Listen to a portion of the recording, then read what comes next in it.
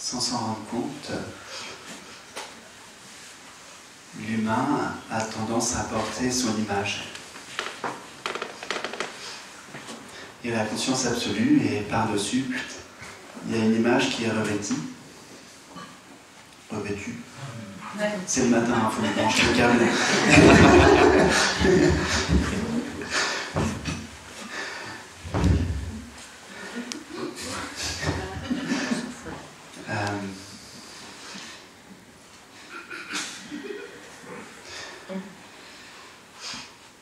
Et en fait, c'est à partir de cette image que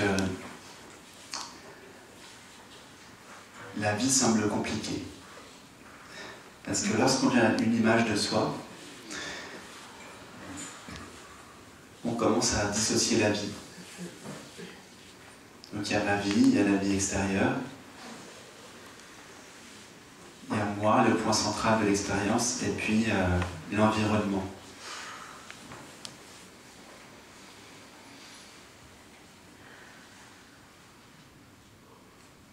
Et le fait de porter son image en soi, ce ne serait pas tant que ça un problème s'il n'y avait pas tout ce qui vient avec ça. Et tout ce qui vient avec ça, c'est la revendication.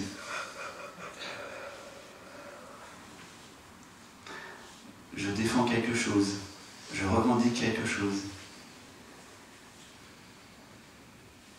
Ça vient avec plein de certitudes. Et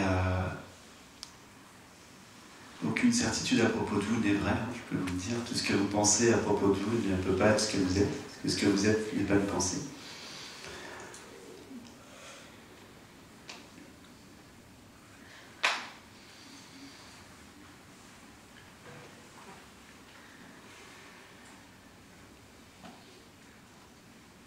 Et c'est de là que viennent toutes les tensions.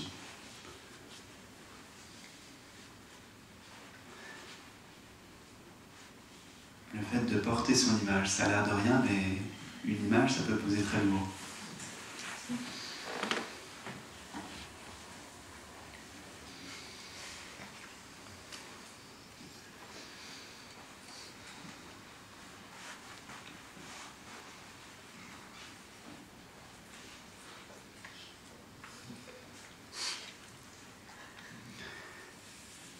Des fois, j'ai rencontré des gens en Inde qui avaient fait le vœu justement de renoncer à tout au monde, de renoncer au monde, qu'on appelle les sannyasis. Et donc ils renoncent justement ils croient renoncer à leur image. Et quand ils n'ont plus rien, ils n'ont plus un vêtement, ou ou deux, on va dire, pour pouvoir alterner de temps en temps. Et quand ils arrivent enfin à avoir la robe orange, qui est le signe de la renonciation, pour certains d'entre eux, s'il n'y a pas réalisation, ils revendiquent encore leur image. Ils revendiquent l'image de la robe orange. Et ils portent la pancarte « Je suis un renonçant, moi j'ai renoncé au monde pour Dieu » versus « Toi, tu es un homme du monde », etc. En fait, l'ego, il se repaît de tout. Il peut tout attraper et mettre tout à sa sauce, quoi.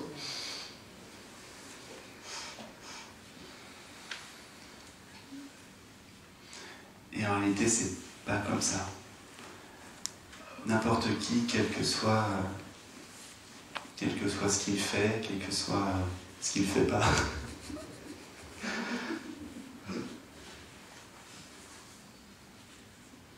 Tout le monde peut réaliser soi.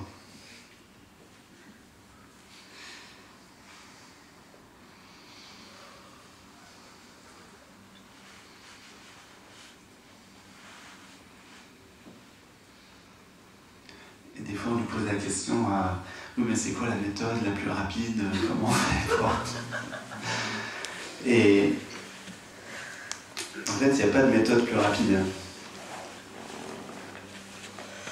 Le seul moyen, c'est de suivre, la seule chose qu'on partage, c'est de suivre son élan profond. La vie est bien faite. Si vous avez un élan vers quelque chose, c'est que cet élan est fait pour vous amener à la réalisation.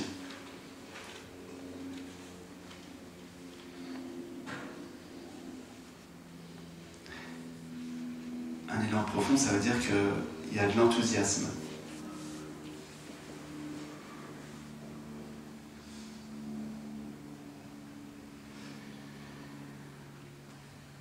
Et ça peut prendre énormément de voies différentes.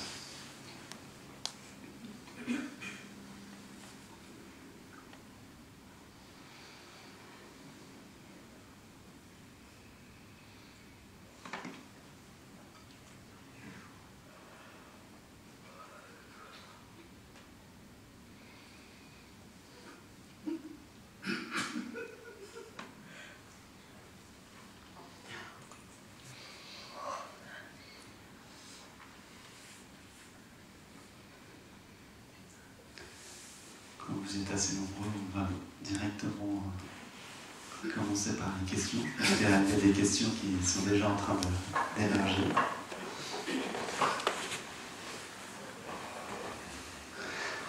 Est-ce que ce sera possible d'avoir une boîte pour cet après-midi et demain? Parce qu'il y a des personnes qui n'osent pas poser des questions. Des personnes qui ont été pas mal limitées dans leur enfance, en général, à qui on a mis beaucoup de barrières, n'osent pas poser des questions. Sur des petits bouts de papier. Ouais, des petits bouts de papier avec un crayon.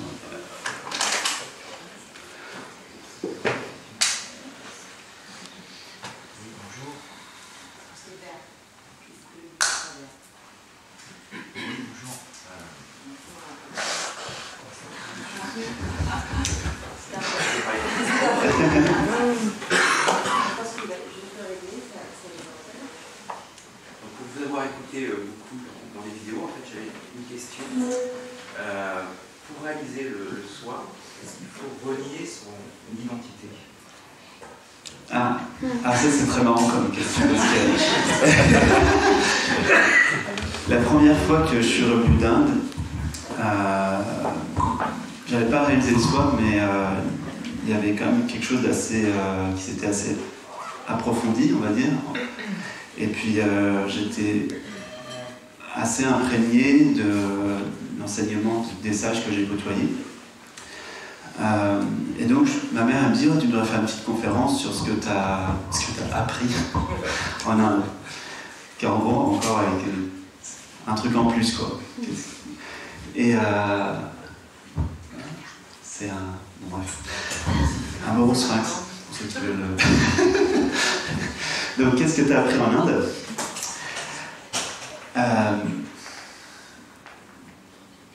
Et donc là, je commence à parler de l'enseignement des sages, mais l'enseignement radical, tu vois. Qu'est-ce que tu apprends quand tu arrives dans les Himalayas? Donc quand tu arrives dans les Himalayas, on te dit assieds-toi par terre, ferme les yeux et chante après moi I am not this body is not mine. Tu vois, je ne suis pas le corps, ce corps n'est pas le mien. I am not this mind is not mine. Donc je ne suis pas non plus mental, ce mental n'est pas le mien. Et puis dans la conférence, il y avait une femme qui commençait à se décomposer au fur et à mesure que je parlais.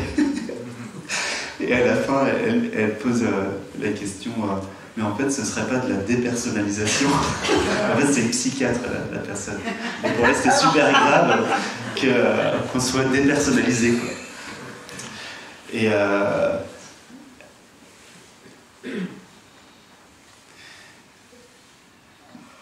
c'est une question de discernement. C'est pas une question de rejet, c'est une question de discernement. La plupart des gens vivent avec c'est mélangé, la conscience absolue est mélangée avec toutes les identifications. Comme de l'huile et de l'eau que tu aurais agité. Et souvent le chemin, justement, c'est la métaphore avec l'huile et l'eau convient bien, puisque lorsque tu laisses un pot d'huile et d'eau que tu as beaucoup agité, tu le laisses tranquille, et bien ça se sépare. Tu peux commencer à discerner la différence entre l'huile et l'eau. Et en fait, c'est la même chose. La réalisation, c'est qu'à un moment donné, il y a un discernement entre ce qui est vu et cela qui voit. Et ça, c'est la première phase. Enfin, en tout cas, pour moi, ça s'est vécu comme ça. Peut-être que pour d'autres, ça se vit différemment. C'est qu'à un moment donné, il y a un discernement très clair, évident, que ce que tu es, c'est pas une perception. La conscience, c'est une non-perception, c'est pas un objet. Et ça se goûte... c'est plus qu'une certitude. C'est comme ça, c'est infus. Tu y penses pas, quoi.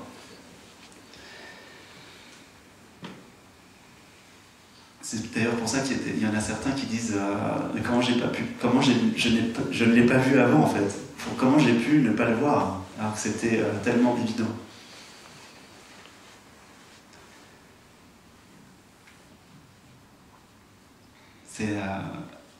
Bon, ça vaut ce que ça vaut, c'est encore une métaphore, mais on parle souvent en Inde de la femme qui perd son collier et qui se rend compte que le collier est à son cou. Ma grand-mère, souvent le dimanche, quand on allait en famille ou en repas de famille, à chaque fois elle disait où est-ce qu'elles sont mes boucles d'oreilles. Mes boucles d'oreilles, elle était en panique. Et en fait, ces boucles d'oreilles, elles étaient déjà en place, quoi. C'est déjà là. Et c'est un peu la même chose parce qu'on se dit où est-ce que je suis, Puis à un moment donné, on réalise en fait, je suis là. Mais je suis là, pas comme on le croit. C'est-à-dire que je ne suis pas là. Le corps, parce que le corps c'est un objet. Donc si tu dis là je suis là ça c'est moi, tu remarques bien que c'est objectivable. Tu vois, c'est pas vraiment c'est une perception, c'est une sensation. Ta cuisse c'est pas l'intime de toi-même, quoi. Ni ton torse, ni ton épaule. Tout le monde le sent de manière infuse que l'intime de toi-même, c'est pas une partie du corps, quoi. La preuve, c'est que ça peut être retiré et en fait, ça change rien. Au niveau du goût de l'intime de toi-même, ça change rien. Même chose pour le cerveau. Même les fonctions cérébrales, si vous avez vu peut-être pour certains la très belle conférence de Jill Bolte Taylor, la neuroscientifique qui est spécialiste du cerveau, elle se lève un matin et tout d'un coup elle a un AVC au niveau de la partie gauche du cerveau. C'est génial parce que c'est la partie conceptuelle. Donc la partie conceptuelle est débranchée, qu'est-ce qui reste ? En fait, elle vit une expérience d'éveil, quoi, à ce moment-là. Et quand elle le décrit, c'est trop drôle parce que, les gens ils font oui, mais tu vois, j'étais une avec ma douche, tu vois, elle décrit des trucs.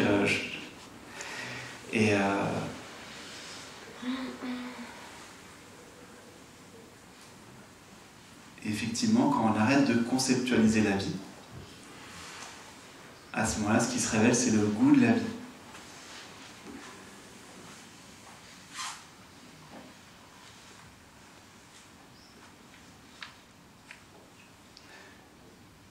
Quand on arrête de mettre des limites, des contours à la vie en disant ça c'est ma vie, c'est personnel justement.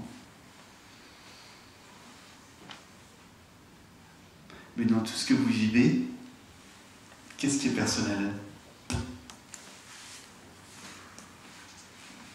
Est-ce que le fait de bouger le bras, est-ce que vraiment c'est personnel ? Est-ce que c'est par votre pouvoir personnel que vous avez la capacité de faire que le bras soit, par exemple, qu'il y a un bras qui soit là ?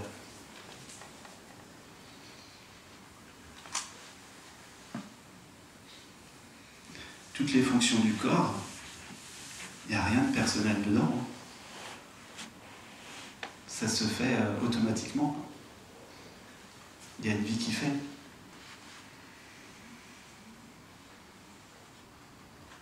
Les pensées sont quand même un peu personnelles parce qu'elles sont conditionnées par tous nos jugements. On croit que les pensées sont personnelles parce que l'outil du mental, pour pouvoir créer le temps, il y a le facteur mémoire qui est là. Et ça, c'est la mémoire qui fait que tu as l'impression que c'est personnel. Mais en fait, c'est pas personnel. Il n'y a aucune pensée qui n'est personnelle. Cette mémoire, en fait, elle est là pour pouvoir t'aider à expérimenter la vie relative. C'est-à-dire la vie sur le plan des objets. Oui, mais par exemple, moi, j'ai pas la même pensée que ma voisine parce que j'ai pas eu la même enfance, j'ai pas eu le même passé, donc c'est forcément pas la même. Parce que pour l'instant, tu es identifié. Mais je prends un exemple précis. Ça fait plusieurs mois que je suis prof de yoga, il semblerait. Ça me fait rire quand je dis ça parce que je vois aucun prof de yoga nulle part. Mais... et ma compagne, elle est prof de sophrologie. Et des fois, il y a des exercices, on ne se concerte pas. Hein. Mais par exemple, cette semaine, typiquement, mon cours, c'était quasiment copier-coller du sien, alors qu'on ne s'est pas concerté. Ça prouve bien que les pensées, elles se baladent, elles appartiennent à personne, quoi. Oui, ah non, je dis pas qu'elles m'appartiennent, je pense pas qu'elles m'appartiennent, mais je pense que j'ai pas la même que celle que ma voisine, en fait. Ouais, mais... Je dis pas qu'elles m'appartiennent ou que je l'identifiais, ou que... Enfin, j'ai bien compris ça, enfin, je veux pas savoir bien c'est ça, mais forcément, je suis quand même conditionnée par tout ce que j'ai vécu, enfin, depuis que je suis petite, donc... En fait, pour pouvoir vivre sur le plan humain, il y a cet aspect de mémoire. Pour pouvoir fonctionner, par exemple, si tu as des enfants, ce serait pratique que tu te souviennes de leur prénom, par exemple. Tu vois mais ça ne veut pas dire que tu peux être totalement assujetti à ce conditionnement. C'est-à-dire ce conditionnement qui est, en fait, il y a un minimum de conditionnement pour pouvoir fonctionner dans le monde. Mais ce n'est pas un conditionnement à un moment donné ça te limite quand tu crois que tu es juste ça. Oui, je sais que ça ne me définit pas, que je ne suis pas juste ça, je sais même que je ne suis pas du tout ça. Ouais. Mais n'empêche que... enfin, c'est toujours là, ça sort toujours, il y a toujours ces trucs qui sont liés à, évidemment, un plein de schémas du passé, de ce que je vis, de ce qui m'ennuie, de ce que j'ai envie d'être, enfin, tout ça, quoi. Ouais. Mais je vois bien que je ne suis pas ça. C'est quand même toujours là. Et c'est quand même pas... Enfin, c'est là où je pense que c'est quand même personnel, c'est que c'est quand même pas la même chose que la personne à côté. Tu sais, au bout du compte... Non, la plupart des gens pensent que ce qu'ils vivent est très personnel, mais pour recevoir beaucoup de questions au quotidien sur le soi-disant personnel des gens, le personnel des gens, c'est le même pour tout le monde. Ne vous inquiétez pas, toutes les questions, même il y a des gens qui disent sans doute personne ne te l'a posé celle-là. En fait, 500 personnes l'ont déjà posé, tu vois. Il n'y a rien d'original dans ce que vous vivez, désolé, mais... les humains ont la même mécanique partout, c'est pareil. Je sais, mais elles sont quand même liées à tout ce que... Voilà, mais enfin bon, de toute façon, ça... Ouais, ça varie selon... Il y a des petites variations de culture et tout, mais c'est la même chose partout, au final. Fondamentalement, c'est la même chose. Et est-ce que c'est vraiment la conscience qui fait émerger de ces pensées? Enfin, tout émerge de la conscience. Oui, mais est-ce que c'est elle, est-ce que c'est sa volonté, entre guillemets? Enfin, j'ai du mal par contre à discerner quand je fais ma méditation, à me dire bon, d'où va arriver la pensée, entre les deux, mon vide où il n'y a rien, c'est moi ça, et puis voilà, je cherche pas encore. Mais je me dis, est-ce que c'est sa volonté à ce moment-là de me faire émerger ça Enfin, est-ce que tout est sa volonté ou est-ce que... Si c'était pas sa volonté, tu crois que ça émergerait? Ok. Mais ça émerge comme ça. Ça veut dire qu'il y a quelque chose d'au-delà de la conscience, mais non, il n'y en a pas. Il n'y a pas au-delà de la conscience. En fait, j'arrive pas à dire que c'est une volonté. J'arrive pas à imaginer que c'est une... Je me dis que toutes ces pensées, ce sont des conditionnements de mon subconscient, de tout ce que j'ai vécu, de blabla, tout ça. Et je ne fais pas discernement entre la volonté et la conscience par là. Remonte à l'origine de n'importe quelle pensée. Qu'est-ce que te dit n'importe quelle pensée?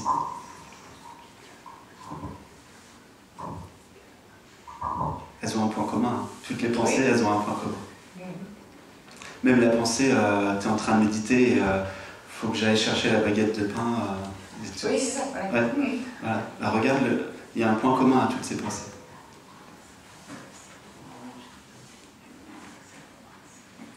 Tu vois pas? Non, là je vois pas, puis je vais m'entraîner. Il n'y a pas besoin de s'entraîner. C'est qu'en fait, toutes ces pensées-là, elle vise toujours le bonheur, avec un B majuscule, c'est-à-dire la complétude, quelque chose, un bonheur stable, complet, permanent. Même la baguette de pain. Moi j'ai l'impression que c'est l'inverse, que toutes les pensées sont là pour me perturber, pour me faire penser à... Ouais, il faut penser à des choses. Que j'ai pas envie, mais demain, un truc voilà, qui m'ennuie. Ouais. Pour que enfin ça soit sécurisé, que le terrain soit sécurisé, rassuré, pour pouvoir enfin me déposer. Le mental, il planifie les choses pour que vous puissiez, enfin vous croyez, qu'une fois que tout va être bien maîtrisé sous contrôle, ça y est, c'est bon, vous allez pouvoir être... Non, je sais maintenant que non.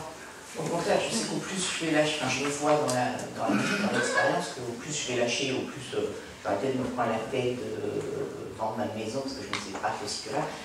Et tout arrive en fait, que je vais changer de boulot, parce que machin, puis ça m'arrive, puis tout arrive, je trouve la formation, c'est ça. Bon, je suis pas encore... Voilà, ça je le sais, mais n'empêche que je me demande pourquoi j'ai encore toutes ces pensées, même si je ne m'identifie pas à elle, c'est quand même, ça vient encore me perturber, donc il faut peut-être que ça touille pour que l'huile et l'eau, machin, mais c'est encore là quoi.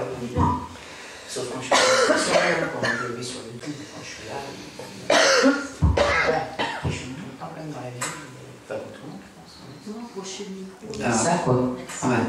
En fait, graduellement, effectivement, à mesure que la confiance va augmenter, tu vas te rendre compte qu'il n'y a pas une vie,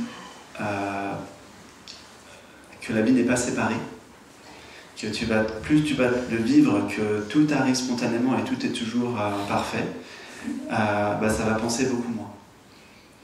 Tu n'auras plus besoin. Ça fait un petit moment quand même que je vis ça et que j'ai eu des expériences. Voilà, où un jour, en satsang, j'ai vu tout qui disparaissait, j'ai plus vu les corps, j'ai plus vu que des vibrations, tout ça. Donc ça, c'est des révélations. Voilà, donc ça c'était un de mes premiers satsangs, mais je n'avais jamais fait de méditation, de satsang, tout ça. Donc ça m'a poussé, et c'est pour ça que je suis là et que je continue comme tout le monde, je pense, voilà, parce qu'on a des petits trucs qui nous font des éloges, justement, qui font qu'on vient ici, qu'on fait des kilomètres et que tout ça. Mais... je voulais en venir. Ouais, mais c'est long, c'était il y a... je sais pas, c'était il y a 2 ans. Et mais c'est pas long ça. Ouais, parce que je suis impatiente. Un mec qui rappe pendant 30 ans, 35 ans. Non, mais depuis, voilà, il se passe énormément de trucs, enfin, c'est incroyable, voilà, il se passe plein de choses, mais... Et j'ai l'impression d'avoir ce discernement, évidemment pas toute la journée, hein, mais cette espèce de discernement où je vois bien qui je suis, c'est-à-dire rien en fait.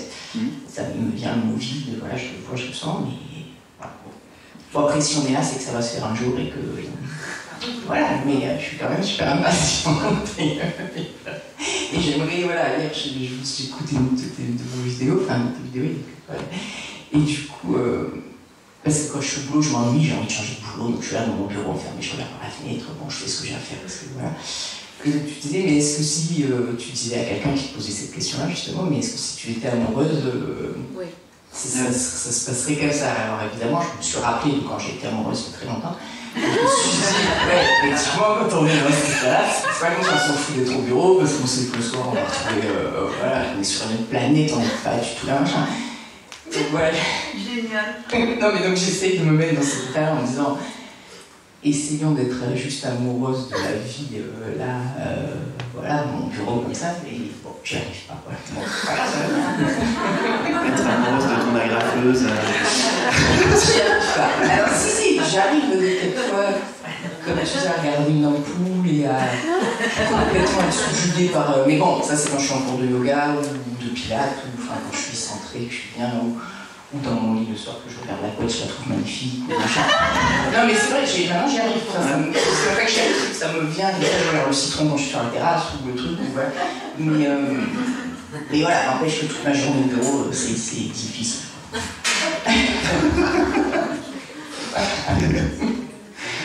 Ouais. J'arrive pas à me mettre en fait dans cet état-là quand je suis au bureau et que j'ai des trucs à faire en fait. Parce que c'est pas un état. Voilà. Comme ça. Non, c'est pas un état, c'est... Il y a quelque chose qui constate, simplement. Tu constates qu'il y a, par exemple, quand il y a de l'ennui qui arrive, ça constate qu'il y a de l'ennui. Déjà, quand ça s'accepte complètement, ça se vit plus de la même façon. Et après, il y a un moment donné où franchement l'ennui ne peut pas exister. Vraiment, c'est quelque chose, l'ennui ça fait, même avant la réalisation, je ne le gêne plus quoi. Quand, tu vois mes journées pendant 3 ans en Inde c'était lever 5 heures, donc méditation, donc tu as moyen déjà de t'ennuyer pendant 3 bonnes heures. Après tu vas au petit déjeuner c'est tous les jours la même chose, c'est riz, pommes de terre et ça ne change jamais. Après, c'est pareil, un peu de satsang après méditation, et tous les jours, c'est la même chose. Il n'y a rien du tout pour donner à manger au mental. Il n'y a pas de divertissement, il n'y a pas Internet, il n'y a pas le gâteau au chocolat, il n'y a rien, quoi. Et mon seul plaisir humain, c'était de respirer un savon qui sentait la rose. Pour te dire, il n'y avait aucun plaisir humain, il n'y avait rien du tout à donner à manger. Et ben t'apprends à un moment donné à trouver, il y a un contentement. Mais je sais pas si c'est cet ennui-là, parce que là je pense que je pourrais rester 2 mois en satsanga ou en méditation, je m'ennuierais pas. Enfin, je pense que c'est pas un ennui en fait, c'est plutôt une espèce de contrainte. En fait, j'ai l'impression de travailler alors que j'ai pas envie, et que bon, je suis obligée, mais voilà, je suis pas au bail, j'ai un boulot super intéressant, voilà, c'est pas mes... En fait, voilà, c'est ça, je pense que c'est une espèce de contrainte d'être enfermé dans un bureau. Ça me rappelle mes collègues qui me disaient je vais être partout sauf ici. Oui, c'est ce que je faisais hier aussi dans la vidéo, voilà, ouais, c'est ça. Bon, après, voilà, je cherche un moyen de contrer ça, en fait, c'est-à-dire de me mettre dans cet état méditatif. D'être là, mais pas être là comme quand on est amoureux, en fait, d'être là au bureau, de faire mon truc, mais de pas être là, de pouvoir être tranquille. Eh ben, sois amoureux. En fait, Il faut trouver là, ce qui s'y Mais non, sans avoir tout opposé en face de toi, amoureuse de... Ouais, c'est ça. Ouais. Se mettre dans cet état-là. Quand je parlais de l'amour, c'était pas je pense que je vais être le soir avec mon conjoint, c'était justement cette ouverture. Ouais, c'est ça. Et tout est là en fait. À partir du moment où tu te fermes au moment, justement, il n'y a pas de moment, il n'y a que maintenant. À ce moment-là, ça devient souffrant, ouais. Ça devient difficile, ça commence à grincer, quoi. Bah, je vais manger un chocolat. Ouais, mais ça, on peut le faire encore un temps, mais à un moment donné, tu pourras plus. Après, tu passes par la nuit noire de l'âme, c'est très sympa, c'est-à-dire que tu ne peux plus t'éviter toi-même, et tu vas te prendre ça tout le temps.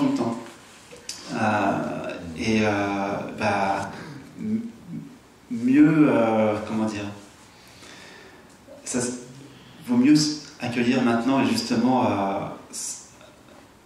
c'est un entraînement à se décristalliser, justement, à arrêter de confondre maintenant et le contenu de maintenant. Arrêtez de dire qu'il y a des maintenant différents. Qu'il y a le maintenant du satsang, il y a le maintenant du travail, il y a le maintenant de la couette et le maintenant de... C'est toujours le même maintenant. Oui, mais on ne vit pas de la même façon. Parce qu'il y a une identification aux objets, au contenu de maintenant. Mais maintenant n'est pas le contenu de maintenant. Dit autrement, quand on disait à Mahanandamani, qui était une grande sage de l'Inde, pourquoi tu fais pas un ashram où il y a eu au moins 40 ou plus ashrams qui ont été faits pour elle, mais elle voyageait tout le temps. On lui disait pourquoi tu fais pas un ashram où tu restes tout le temps fixe, comme ça nous on pourrait venir profiter de la présence dans l'ashram. Et elle disait le monde est un ashram. Joli. C'est ça, ta grotte, c'est ton bureau. Ça va peut-être pas être tout le temps comme ça, mais pour l'instant, c'est ici que c'est là où, entre guillemets, il y a un entraînement à l'accueil. Parce que si vous attendez les conditions parfaites pour pouvoir enfin goûter la paix en permanence, ça ne viendra jamais. J'ai un ami, il est parti vivre dans une grotte dans les Himalayas, c'est quelqu'un du sud de l'Inde. Il est parti dans une grotte et il se disait oh, c'est trop bien, je vais être dans ma grotte et tout. Puis là, t'arrives, il fait moins 20 degrés, la grotte, il y a de l'eau qui coule, il y a les scorpions, il y a les... Enfin, tu vois, c'est pas du tout... C'est beaucoup plus confortable ici, en fait, au bout du compte, tu vois.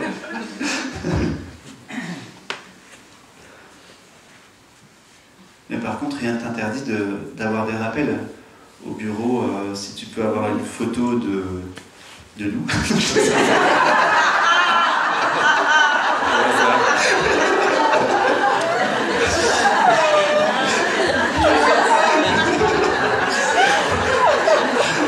Je dis ça parce que ça passerait peut-être mieux qu'un gros Krishna, tu vois.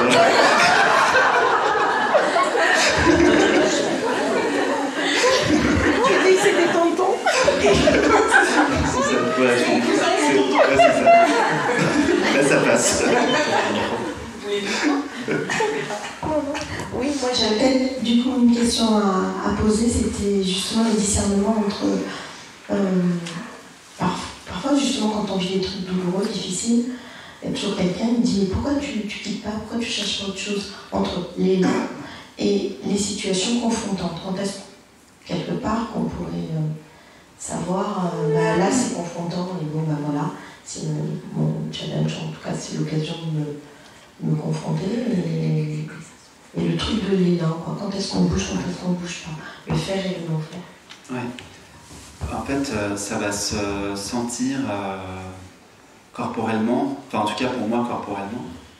Quand je dis corporellement, c'est tous les corps, pas que le corps physique, mais au niveau énergétique aussi, il y a quelque chose qui se passe. Et si on te dit pourquoi tu bouges pas et que ça ressent rien, voire que ça dissonne, c'est que c'est pas le moment pour toi de bouger. Mais si par contre, quand on te le dit, il y a comme un truc qui fait bah oui, c'est évident en fait.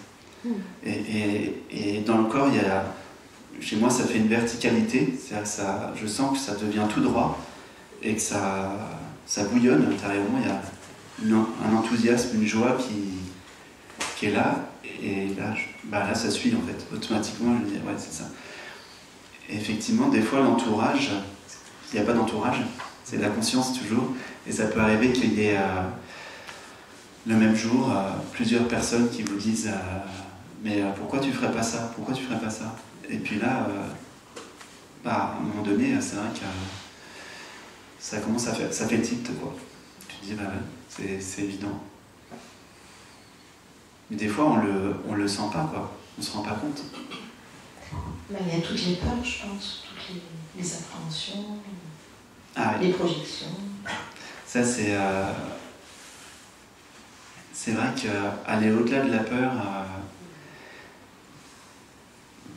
justement ça demande quand il y a une peur qui arrive, c'est le moment justement de ne pas tourner le regard et d'aller voir directement.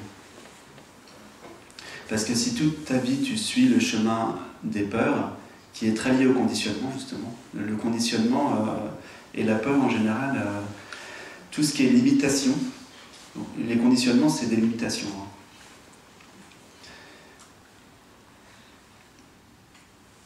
Par exemple, rien que la pensée je suis maman, c'est une limitation. C'est pas la réalité absolue de ce que t'es. C'est une fausse croyance quoi. Tu n'es pas juste maman.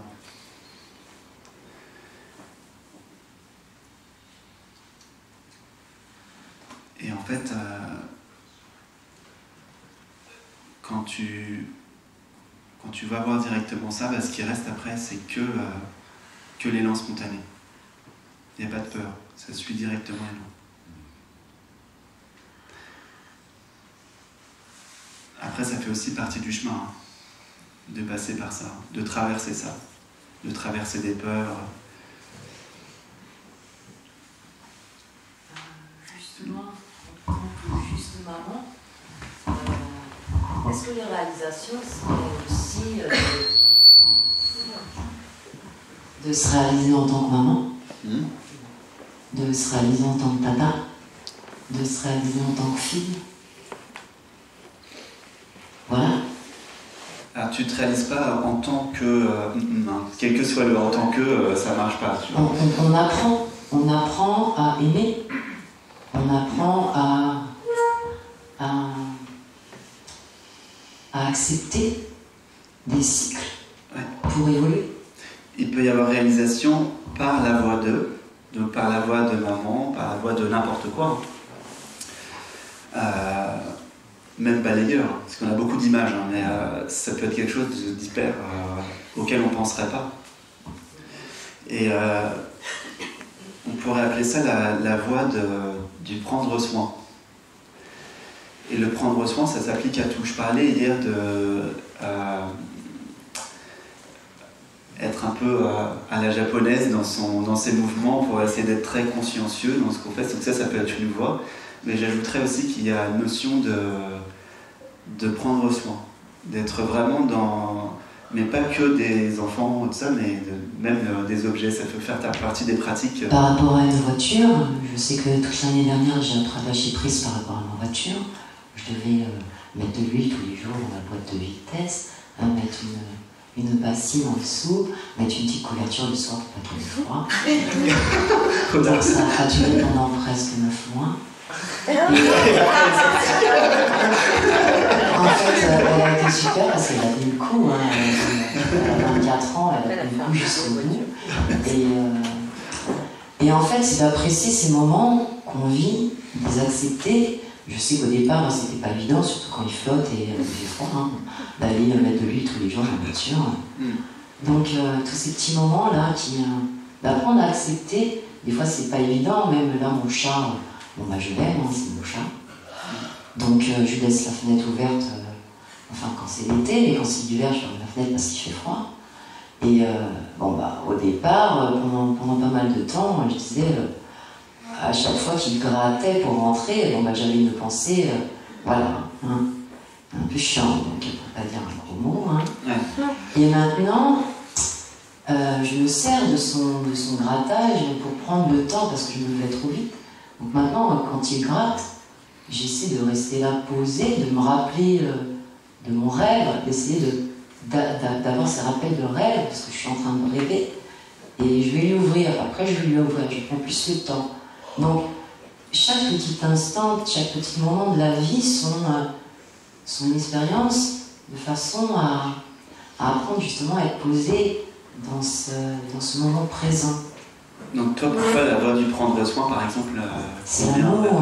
L'amour est là, plus on développe cette compassion, cet altruisme, cette tolérance, cette bienveillance, cette bonté par rapport à l'autre. Voilà, tout est là. Maintenant, j'ai encore des failles, pas mal. En fait, on ne développe pas. C'est pas l'humain qui le développe, c'est que ça se révèle. On l'est déjà, mais on l'oublie. D'accord. Ça se révèle petit à petit. Maintenant, je ressens qu'il y a beaucoup de mémoires qui sont là, qui remontent. Hein. Ouais. Et cette petite fille blessée, parce que c'est vrai qu'on passe tous par des blessures d'enfance, à chacun son niveau. Et c'est de transcender justement toutes ces blessures qu'on a pu avoir lorsqu'on est enfant. Et souvent, on se donne à soi-même ce qu'on aurait voulu qu'on nous donne. Tout à fait. Donc c'est pour ça que tu as choisi cette voie-là. C'est pas un choix en fait, c'est comme ça. Voilà, je sais que maintenant, je sais que j'étais une enfant paumée et cet élan du cœur, parce que c'est quelque part quand on a envie d'œuvrer pour le meilleur. Parce que quand on observe, on voit que tout de suite, la situation de la planète, de l'humanité, c'est pas top. Donc ça, est-ce que peut-être il n'y a pas le volume sur le truc ou sur non, pas sur le micro, je pense pas. Ça, c'est souvent... alors, le fait de vouloir sauver, entre guillemets, l'autre et sauver le monde, ça vient souvent du sentiment d'injustice. Et... il n'y a pas de problème avec le fait d'avoir l'élan de sauver l'autre, mais ça dépend d'où ça part. Des fois, ça va partir de... Ça va vraiment... comment dire ça ?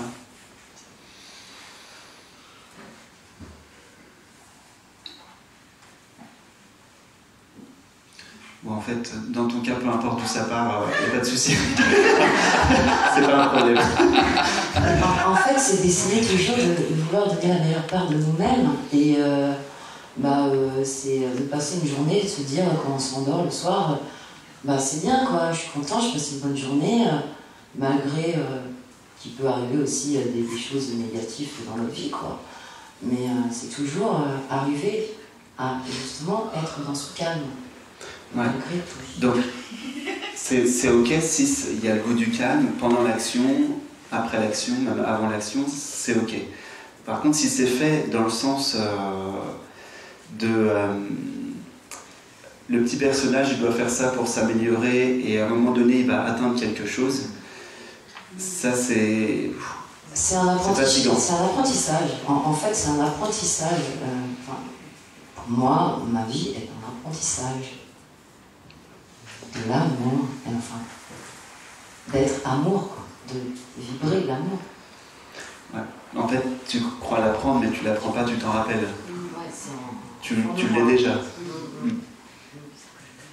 Mais oui, cette voix peut fonctionner. Et vous êtes là pour œuvrer, pour vibrer justement ce rayonnement d'amour, quoi, pour l'humanité aussi. Mais il n'y a pas de questionnement par contre. C'est-à-dire que ça se fait tout seul. Naturellement. Ouais. Okay. C'est comme ça dans la nature. Hein. Ça fait tout seul.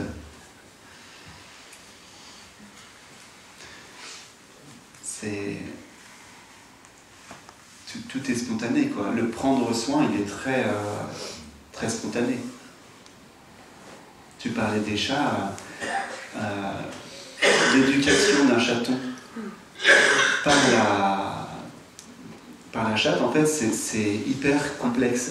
C'est tellement complexe qu'on dit souvent il ne faut pas que l'humain il mette son grain de sel avant que le chat soit complètement sevré, parce qu'il y a tout un tas de codes qu'elle apprend et ça se fait spontanément, quoi. La chatte, elle n'a pas lu les bouquins d'éducation du chaton, tu vois. Elle le fait spontanément.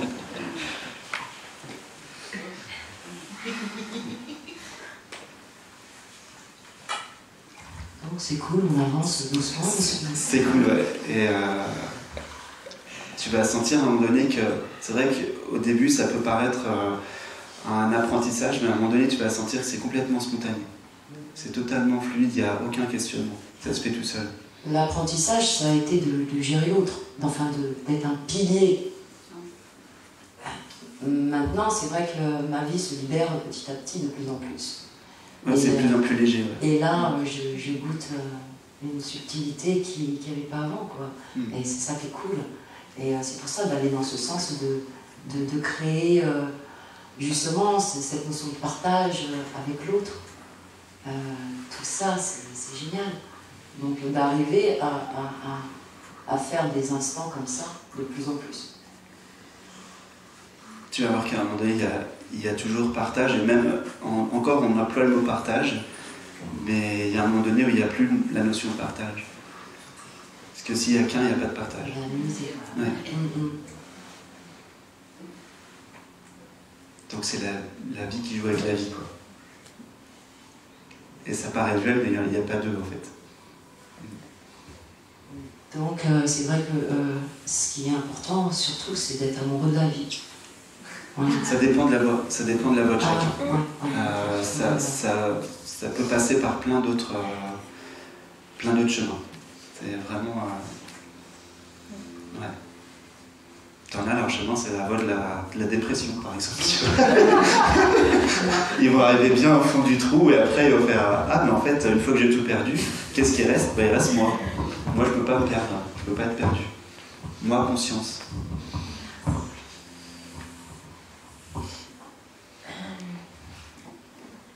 Moi j'ai l'impression que c'est un peu les deux.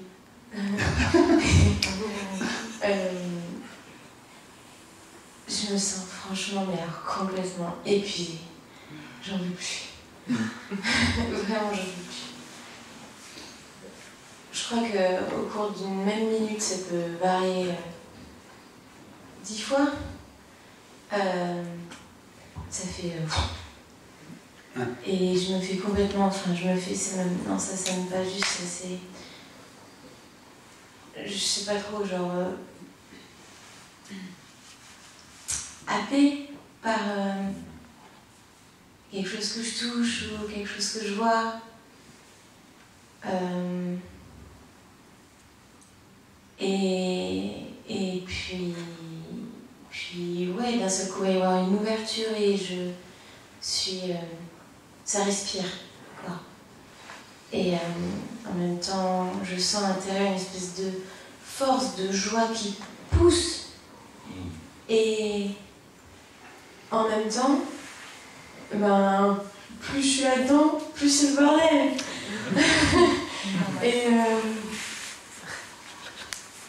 Et je croyais dans mes conceptions que plus on était sur cette espèce de chemin, plus, enfin, moi on avait pensé, moi c'est l'inverse. C'est sans discontinuer, mais vraiment, même dans les moments où je vois, et ben même là, il y a... Alors je pense pas que c'est possible, mais même là il y a des pensées. Même si je vois vraiment je sais pas, le ciel, et ben même là, déjà ça flippe. Parce que je vois que c'est méga gros en fait. Et... Méga gros toutes les pensées ou... Méga gros ce qu'il y a là en fait. D'accord. Et en fait, c'est comme si j'étais incapable de me déposer. Et il y a une fuite constante de là maintenant. Genre, c'est... faut tout le temps que je sois ailleurs, quoi. Tout n'est pas là. Okay. Et ça fait... Mais ce qu'il y a, c'est que c'est paradoxal avec ce truc-là. Du coup, ça fait une espèce de compression et de tension, d'ultra-tension. J'ai le corps tendu, ultra-tendu en permanence. Parce qu'il y a cette résistance à d'être là, et en même temps, il y a cette joie qui est là et je sais pas comment faire. C'est le bordel. Non, mais c'est assez classique. En fait, quand on devient plus conscient, naturellement, ça ne veut pas dire qu'on devient plus conscient que de tout ce qui est cool. Tu vois, quand tu deviens plus conscient, tu es plus conscient de tout. Donc, le fait de penser tout le temps, par exemple, ça a très très certainement été toujours comme ça.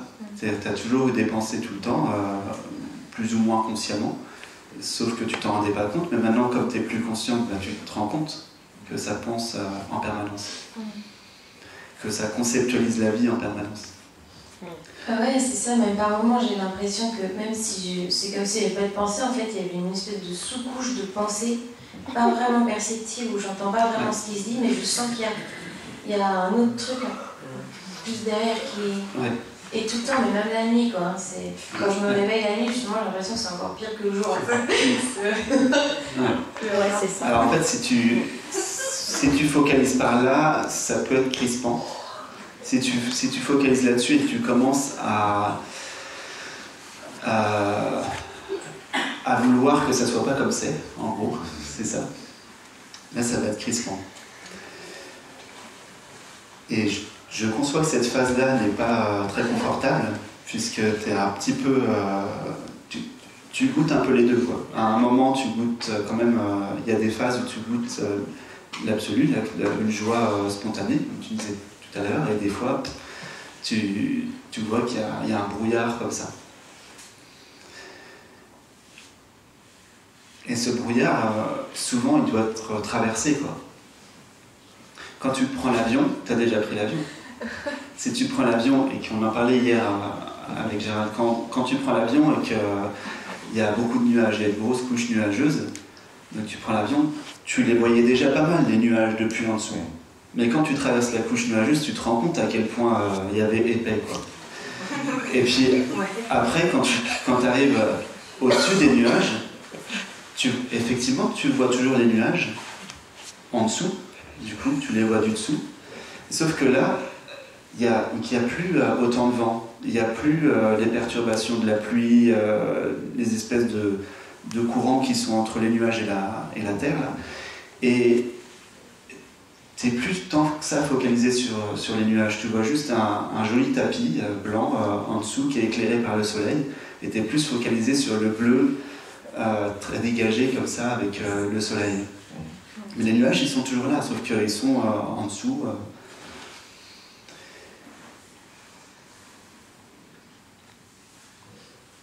Et en fait, c'est encore une fois une question de focalisation. C'est où tu vas amener l'attention. Justement, mais je n'ose pas trop le faire parce que je crois que j'ai des peurs par rapport à ça, mais c'est...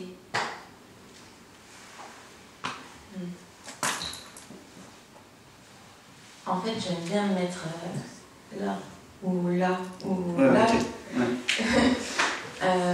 Mais je fais attention à que ce soit pas une sorte de fuite non plus. Ouais. En fait, effectivement, tu l'utilises un petit peu comme une fuite, parce que quand il y a beaucoup de pensées, c'est que ça cache un émotionnel. Quand ça pense beaucoup, c'est qu'on se réfugie. La conscience va dans les pensées pour oublier l'émotion. Et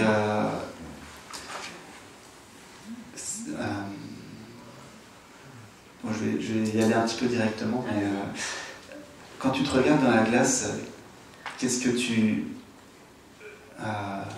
comment tu vis justement cette image que tu vois de toi, émotionnellement? J'aime pas ça, je crois qu'un corps, ça me dérange un peu. Voilà, c'est ça. Ouais, dès que tu as parlé, ça m'a sauté aux yeux, donc c'est vraiment qu'il y a quelque chose à régler avec ça. C'est-à-dire que... est-ce que tu es d'une famille catholique ou... Non, ok. C'est pas forcément ça, mais des fois ça peut être ça. Il y a un rejet du corps, un rejet du physique, même du charnel, on pourrait dire. Alors que ça, pour le coup, il faut vraiment l'embrasser aussi, quoi. C'est vraiment important d'être à l'aise avec cette forme, quoi. Ouais, c'est ça, c'est genre... Dissolution, ça me parle bien, quoi. Ouais. Ouais. Mais j'arrive pas à extrêmement... En fait, c'est pas ça que tu veux vraiment. Ce que tu veux vraiment, c'est pas juste la dissolution. Ce que tu veux vraiment, c'est tout embrasser, tout aimer, tout accepter, tout accueillir, inconditionnellement. Et ça commence par sourire à son image dans la glace. Des fois, c'est des trucs très basiques. Hein. Ouais. Chez certaines personnes, ça va commencer par se réconcilier avec l'enfance, par exemple.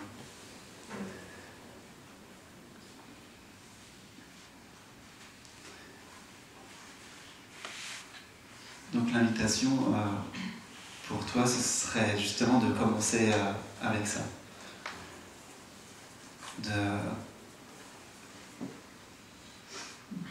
De voir la beauté dans la forme. Et justement, n'en fais pas une histoire personnelle. Ça peut paraître un peu fou, mais le corps physique, on en fait tellement, on se raconte tellement d'histoires sur le corps physique. Alors que le corps physique, c'est tellement précieux. Les sages disent en Inde, il y a 3 grandes grâces qui peuvent avoir lieu, comme une espèce de miracle dans l'univers. Déjà, rien que de trouver une planète comme la Terre, c'est déjà un truc énorme quand tu vois la dimension de l'univers. Enfin, c'est une planète qui peut accueillir une telle complexité de vie, c'est incroyable. Et avoir un corps sur cette planète, ça c'est une grâce énorme. Avoir la possibilité d'avoir un corps. Et après, la deuxième grâce, c'est d'avoir la possibilité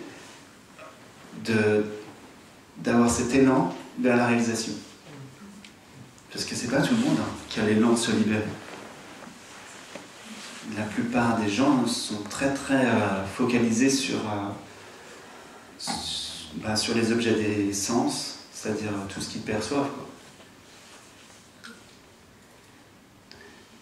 Et puis la troisième grâce, c'est de rencontrer un guide authentique. Donc ça, c'est toi qui vois. Et voilà, c'est QFD.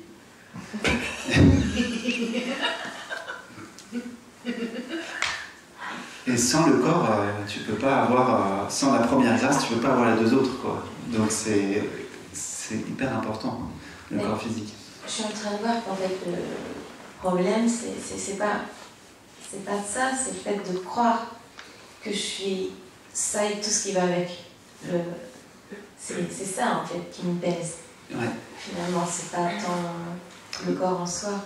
Ouais, mais en fait, on se libère de l'identification du corps au corps, pardon, pas en le repoussant, mais en l'embrassant totalement. C'est un paradoxe. On donne plus de force aux choses en les repoussant. On y croit plus. Parce qu'en fait, pour la conscience absolue que tu es, c'est tellement naturel et évident d'embrasser et d'accueillir. Donc une fois que le corps il a embrassé et aimé, bah elle fait ouais bah normal quoi en fait. Tu vois, ce qui est pas vraiment l'état naturel de l'être, c'est de repousser les choses, de compartimenter les choses.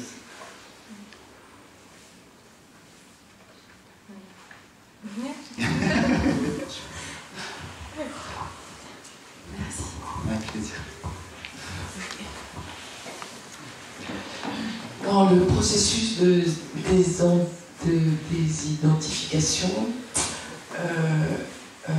aux corps, aux objets, ou ce qui est évoqué au départ de renoncer à la volonté personnelle, donc tu as évoqué,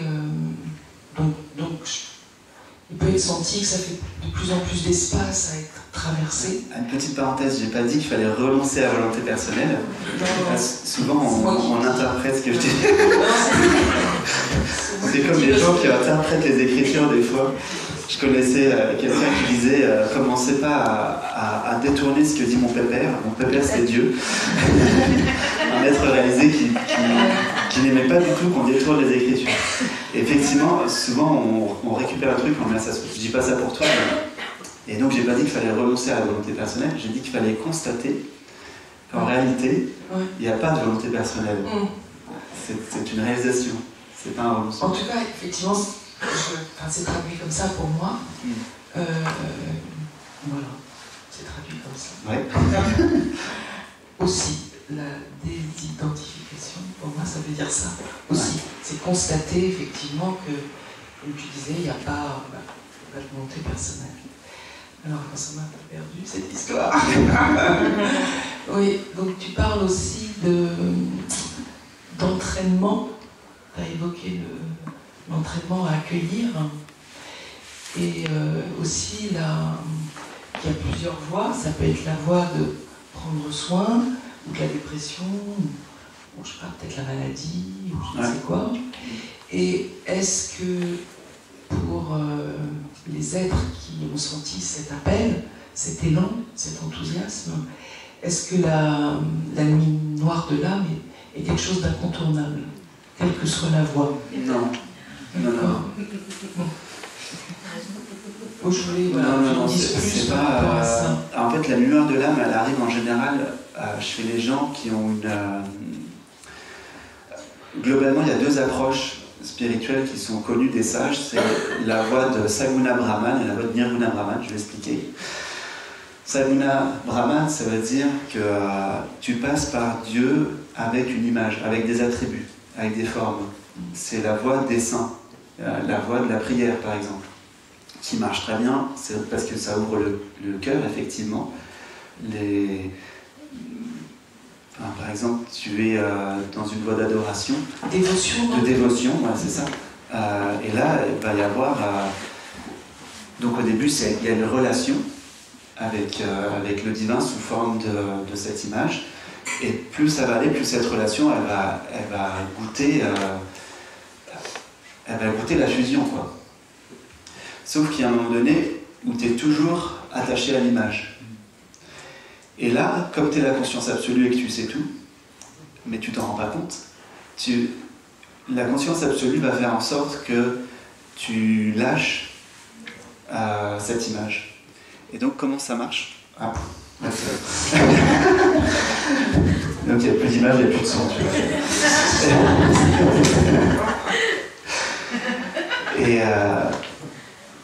Et donc, tu vas essayer de fonctionner comme ça, mais à un moment donné, tu ne vas plus rien sentir. Tu vas essayer de passer par cette prière que tu avais l'habitude de faire, où tu voyais l'image, par exemple, de Jésus, ou peu importe qui. Et là, ça marche plus, quoi. Tu ressens plus. Et là, à un moment donné, ça se débat pas mal. Parce que quel que soit ce que tu fais, justement, le faire ne marche plus. Toutes les pratiques que tu peux faire, il n'y a rien qui marche. Tout ce que tu essaies de faire dans le sens d'une relation à Dieu ne marche plus. Et ça, c'est important pour passer le cap d'être sa propre autorité. Donc il y a un moment donné où tu dois réaliser ce que disent d'ailleurs tous les sages. Bouddha, soyez votre propre flambeau, il dit. Jésus, il dit, vous êtes des dieux. C'est écrit texto dans la Bible, dans Jean chapitre 10. Wow. Verset 34, je crois. Je chercherai. Ou 36. Et donc, tous les sages disent la même chose. Ils disent, soyez votre propre autorité. Mais c'est difficile pour les personnages, parce que le personnage, depuis tout petit bébé, pas juste à la naissance, parce que à la naissance, il y a conscience absolue et tu ne te sens pas soumis à une autorité quelconque, mais assez rapidement, tu entres dans ce phénomène relationnel. Ça commence avec la mère, le premier gourou. Et il y a ça, cette programmation de je suis là, et puis il y a un absolu qui est au-dessus de moi. Et c'est pour ça que souvent c'est pas évident à décristalliser et on passe par une phase où justement il n'y a plus de sensations, il n'y a plus de son, il n'y a plus d'image, il n'y a plus rien pour te réconforter. Tu dois le trouver toi avec toi, quoi. C'est un peu comme mon père, pourquoi m'as-tu abandonné? C'est presque quelque chose comme ça. Alors les sages en fait que j'ai rencontrés, c'est marrant parce que sans se connaître entre eux, ils disaient souvent que Jésus n'aurait pas dit cette phrase. Il a dit maintenant tout est accompli. Exactement mot pour mot ce qu'a dit Bouddha quand il a réalisé soi. J'ai su que tout était accompli, qu'il n'y aurait jamais plus rien à accomplir pour moi. Et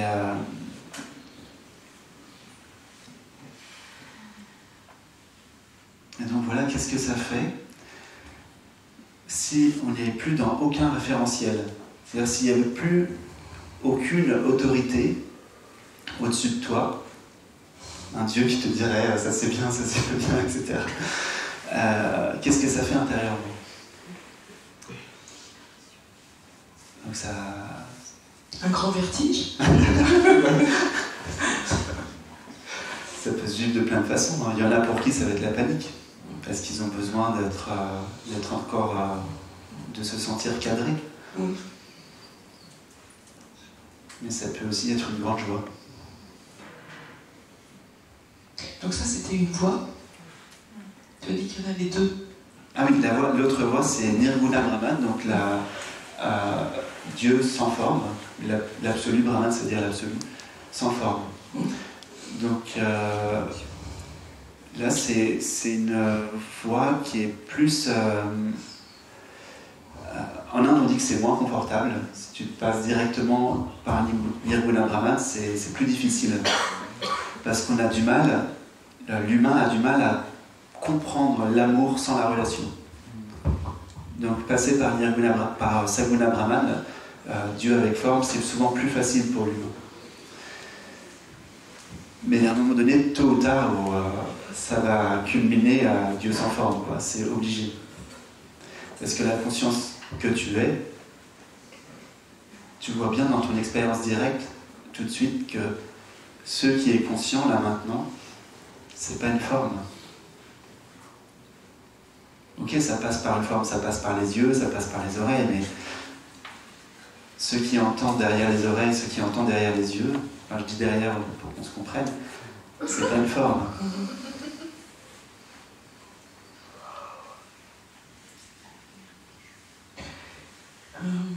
Et pour les êtres qui n'ont pas cet élan de l'infini, cet enthousiasme. Du sans forme, tu veux dire? Oui. Ouais. C'est une incarnation comme ça, différente. Il peut y avoir une vie complètement dédiée expérimenter la... Donc Dieu avec forme, ça culmine à la sainteté. C'est-à-dire que effectivement, tu vois Dieu, il peut se passer beaucoup de choses, vivre énormément d'expériences avec ça, mais il n'y a pas réalisation totale du soi. Et par exemple, dans vos vies, cet entraînement à plus tard être vraiment cette propre autorité, l'entraînement dans les relations, les deuils, les renoncements, quand il y a conscience et quand il y a ouverture, c'est déjà un entraînement. Oui. Parce qu'il y a déjà une autonomie qui se crée, qui se façonne. En fait, être sa propre autorité, ça passe surtout par justement goûter ce qui se vit ici plutôt que répondre aux injonctions des conditionnements mentaux. C'est-à-dire que plutôt que d'agir comme tu es supposé agir, et c'est souvent comme ça que ça agit, hein. L'humain, il agit souvent comme il est supposé agir, comme on s'attend à ce qu'il réagisse, et bien tu suis directement l'élan spontané.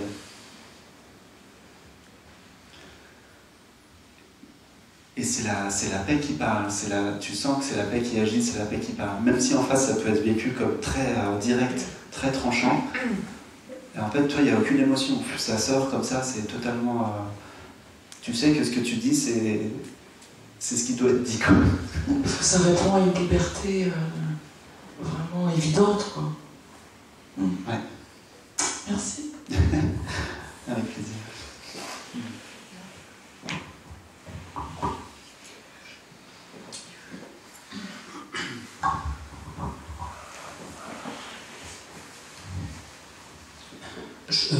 C'était une question par rapport à l'idée de soi.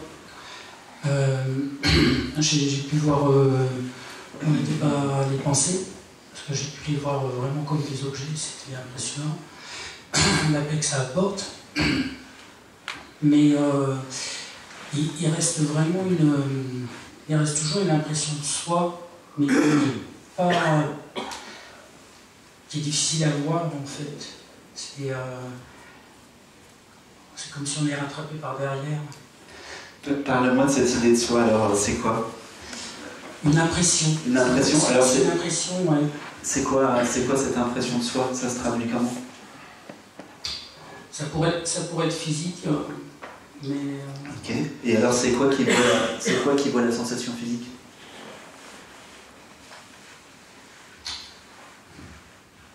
On dirait qu'il y a quelque chose qui coupe la connexion au moment de voir ça. On dirait que ça voit, puis hop, ça y est, c'est récupéré en fait, ouais. C'est comme si une récupération de... Ah, ça y est, je vois. En fait, ça fait une espèce de processus qui tourne en rond, quoi. Et ça se traduit comment cette sensation physique que tu avais l'impression de soi? Je pourrais dire que c'est situé ici comme ça. Et ça fait quoi en détail? En détail, je sais pas, enfin en tout cas ça fait game over. C'est quoi? C'est chaud, c'est froid, ça bouge pas? Non, c'est comment ça? C'est une dureté, enfin une dureté, c'est de la matière, quoi. Ça donne une impression de matière, ouais. Et l'énergie. Ouais. Et si tu goûtes cette énergie pleinement, déjà tu vois que... Est-ce que c'est si dur que ça, si tu goûtes pleinement ça? Non, ça aurait tendance à se dissoudre. Ouais. Ok. Et justement, là, donc, et ça se dissout où? Là. Ça se dissout dans quoi? Oui. Il y a une récupération tout ce que tu peux dire ou de ce que j'ai déjà pu entendre, que, ah oui, c'est la conscience qui voit, mais ça devient un concept. Ouais, mais c'est normal, le mental il essaie toujours de rattraper, il veut tout rattraper. C'est pour ça que je parle souvent du goût, c'est parce que c'est pas important ce que tu penses à propos de l'expérience. Ça n'a rien à voir avec une pensée. C'est, dit autrement, c'est comment, là où ça se dissout. On peut le faire avec n'importe quelle sensation physique. Hein. N'importe quelle sensation physique, si tu rentres vraiment dedans en profondeur, tu vas te rendre compte qu'effectivement ça se dissout. Et c'est comment, là où ça se dissout.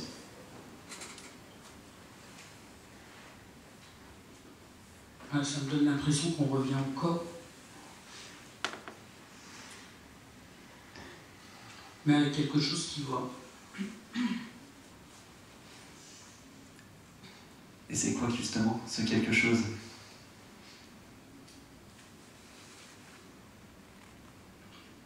C'est l'espace dans lequel on est, dans lequel je suis.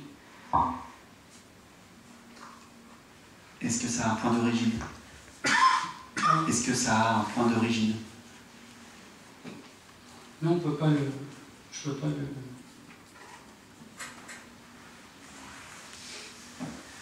À un moment, ça devient confus. Ah, c'est très bien. Si tu sais plus où t'es, c'est que c'est là.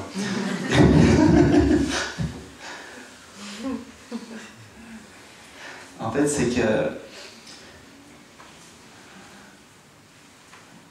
cette récupération-là, on en parlait hier de la rassurance. Il y a toujours, le personnage essaie toujours de mettre des lignes de son côté quand même. Ça ne s'autorise pas à se dissoudre totalement. On utilise la métaphore bien connue de la poupée de sel.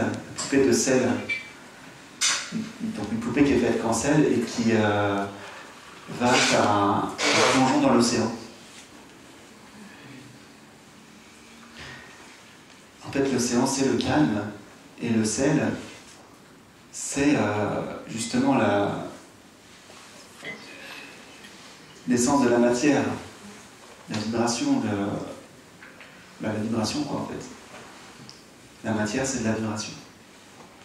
Même la matière subtile, comme les pensées, etc., c'est de la vibration. Et si tu ne fais pas l'effort, parce qu'en réalité c'en est un, l'effort de te recréer une forme, là, tu vas te rendre compte que dans le vécu direct, ce que tu vis de toi-même, c'est un océan, sans limite.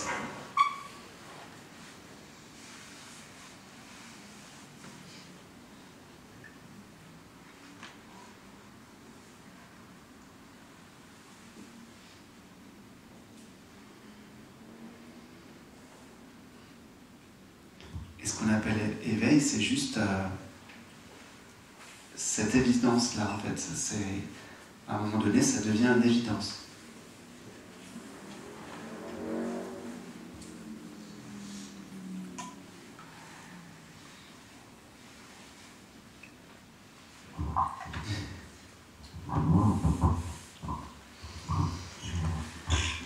Et elle avait là.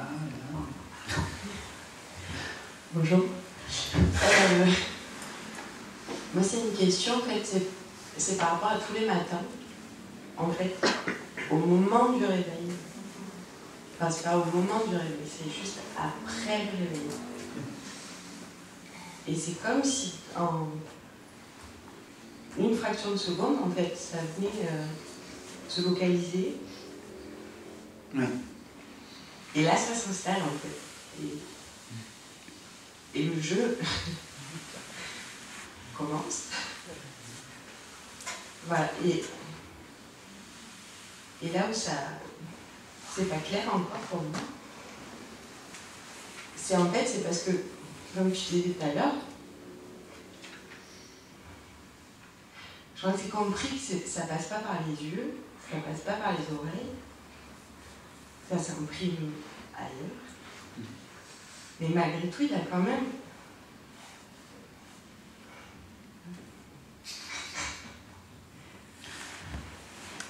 Voilà. Et c'est... Qu'est-ce qui contracte quand tu parles?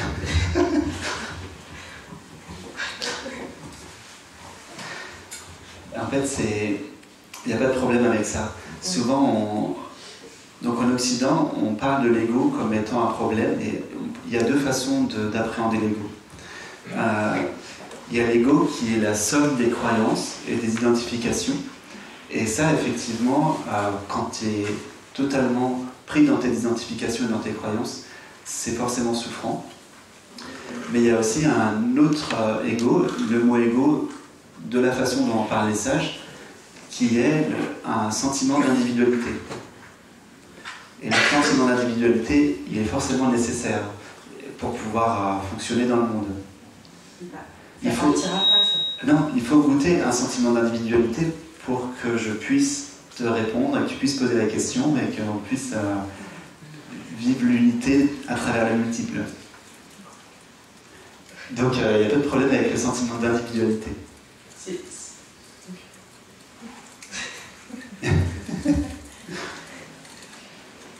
Et je peux poser une deuxième question.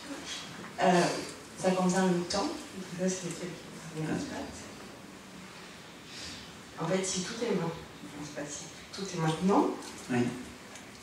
Même la mémoire, c'est maintenant. Oui. Donc, comme dit Byron Katie, c'est quoi les preuves que j'ai d'il y a une heure?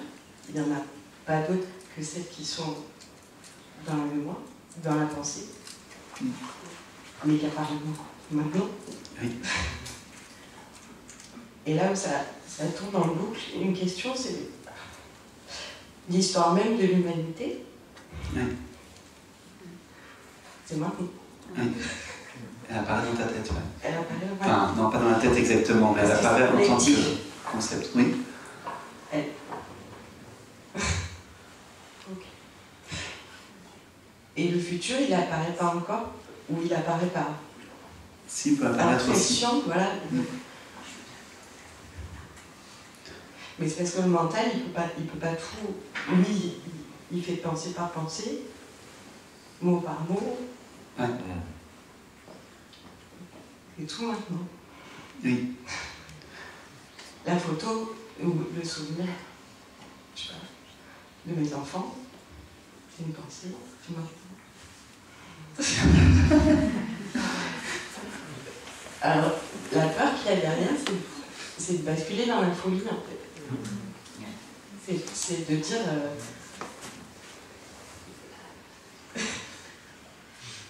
De dire quoi? Et si... Déjà, je peux pas en parler à tout le monde. Ça passe pas. Et si je lâche, parce que si je lâche, il y a tout qui lâche. Mais mes enfants, vous comprenez, c'est une pensée. C'est aussi de la... C'est la conscience. Voilà. Mais ça fait flipper, en fait. C'est comme s'il y avait un... Ça se fait tout seul, c'est pas moi qui le tue. Ouais. Mais je sens qu'il y a un truc qui fait... Wow. Ouais. T'es sûr? Mais en fait, ça va rien changer. C'est juste que tu vas te rendre compte de comment c'est vraiment. Qu'est-ce que la réalité? Oui. C'est juste ça. Mais c'est pas mental. Ouais. C'est juste que... Il n'y a pas de danger. Non, il n'y a pas de danger. La réalité, c'est que il n'y a effectivement que maintenant.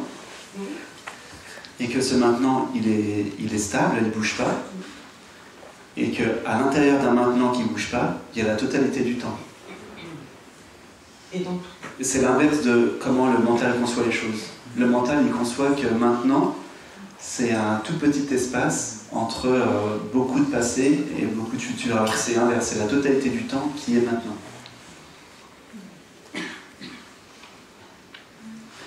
Et le temps est un objet en soi. Et vécu différemment selon la conscience qu'il expérimente, enfin selon on va dire la conscience individualisée qu'il expérimente. Il y a forcément une conscience individualisée. Enfin, comme la conscience absolue n'est pas individualisée. En fait. Oui, ouais. Voilà. Mais c'est comme. Voilà. Oui, on pourrait dire ça comme ça. Et il y en aura tout. Enfin, tant qu'il y aura ce corps. Quand il y a le corps, ouais. Il y en aura toujours une qui. Ça partira toujours de ce point de vue-là, même si c'est plein de points de vue, que c'est toujours la même chose qui. Sauf en méditation profonde, tu peux vivre aussi sans point d'individualité. C'est possible. Mais c'est pas la conscience absolue. Ah, c'est toujours la conscience absolue, mais ça se vit différemment. Ça se vit différemment. Ouais.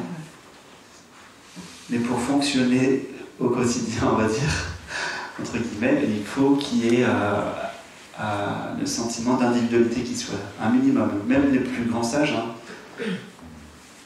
comment il s'appelle, Ramakrishna Paramahansa, par exemple, qui était une référence en Inde, il disait qu'il lui fallait un sentiment d'individualité pour rester sur le plan humain.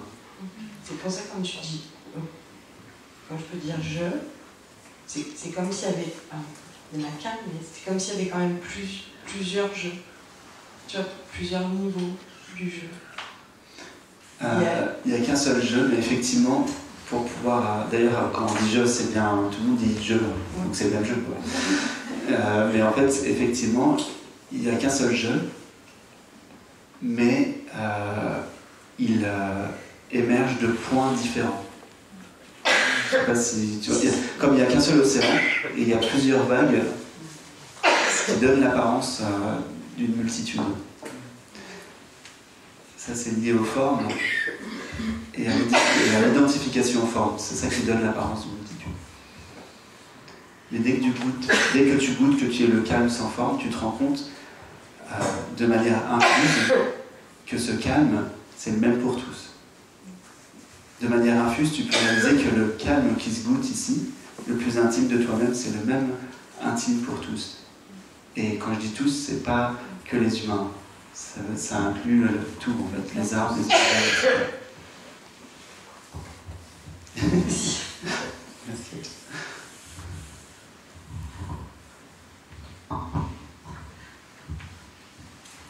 Goûter le calme sans forme ici, c'est sympa. Mais à l'extérieur, c'est autre chose. Voilà, c'est pour ça que je disais, c'est l'identification aux objets. Donc là, il y a l'identification aux objets, il y a l'identification au fait que tu es en satsang, donc forcément, le mental est convaincu que c'est ici qu'il faut goûter le calme. Et alors que tu pourrais goûter exactement la même chose ailleurs. Je vais te prendre un exemple. Il n'y a pas longtemps, j'ai vu un film très intéressant qui s'appelle First Man sur la vie de Neil Armstrong. Et en fait, à un moment donné, il arrive sur la Lune. Et donc il arrive sur la Lune, il a son casque, et là c'est filmé depuis l'intérieur, depuis son casque. Et il pose le premier pied sur la Lune. Et en fait, ce qui se vit ici au moment où je vois ça, c'est je suis toujours le même. C'est-à-dire que même quand tu arrives sur la Lune, tu arrives à l'autre bout de l'univers, le goût de toi-même, il est toujours le même. Ça ne change rien. Et même sur la Lune, l'intime de Neil Armstrong était toujours le même. Je ne sais pas si tu vois ce que ça représente, ça veut dire que tu es toujours exactement la même conscience partout, ça ne change rien. Même, quel que soit le contexte. Quel que soit la conscience, oui, mais il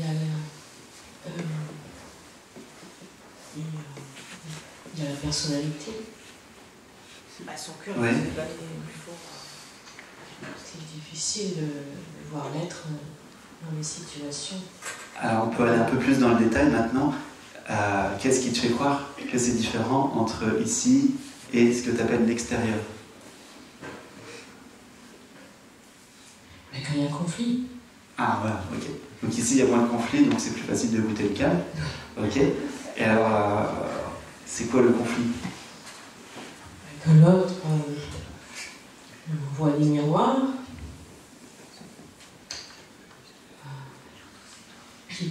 qui est différent de moi. Non. Vous en parliez tout à l'heure. Je vais aller un petit peu, on baissera d'un cran après, mais je vais aller un petit peu radical. Qu'est-ce qui te fait croire que l'autre, il est différent de toi? Oui, dans l'absolu, il est comme moi. Je le sais. Mais tu le sais, mais est-ce que ça te doute? Tu le sais, mais est-ce que tu le vis? Pas toujours. Et quand tu le vis, est-ce qu'il y a des conflits? Ben oui, des fois. Parce qu'ils ne pensent pas comme moi et que pour moi c'est évident. Ce serait tellement bien si tout le monde pensait comme nous. Oui, mais des fois il s'agit de bon sens.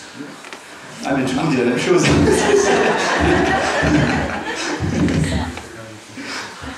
Hier, je parlais des cogis qui ont vu les trous dans les montagnes. Pour eux, c'est du bon sens que ça ne sert à rien de faire entrer dans une montagne, quoi, pour aller plus vite. Mais tout le monde a sa vision du bon sens, tu vois. Oui, et puis les inconforts, les préférences, il y a tout ça qui fait que incarner, c'est un peu compliqué. Donc j'ai bien compris. Est-ce que tu as un exemple concret pour qu'on voit un peu en détail?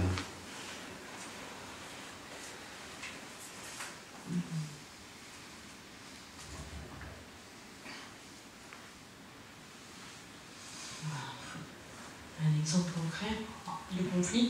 Oui, bien sûr. Ouais. Bah, celui avec ma mère, par exemple, okay. Qui n'est plus de ce monde, et j'ai pas pu me réconcilier avec elle. Ouais.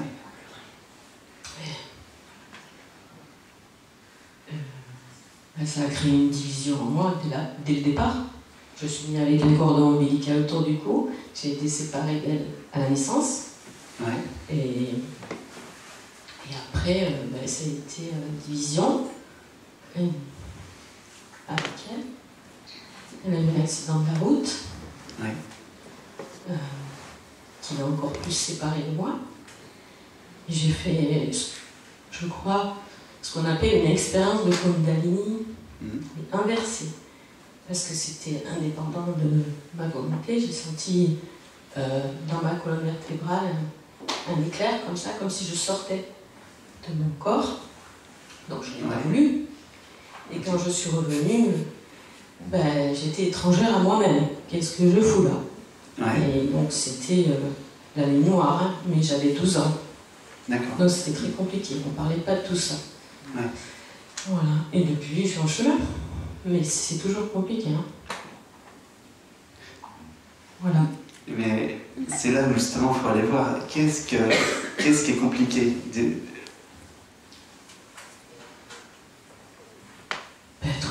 Retrouver l'harmonie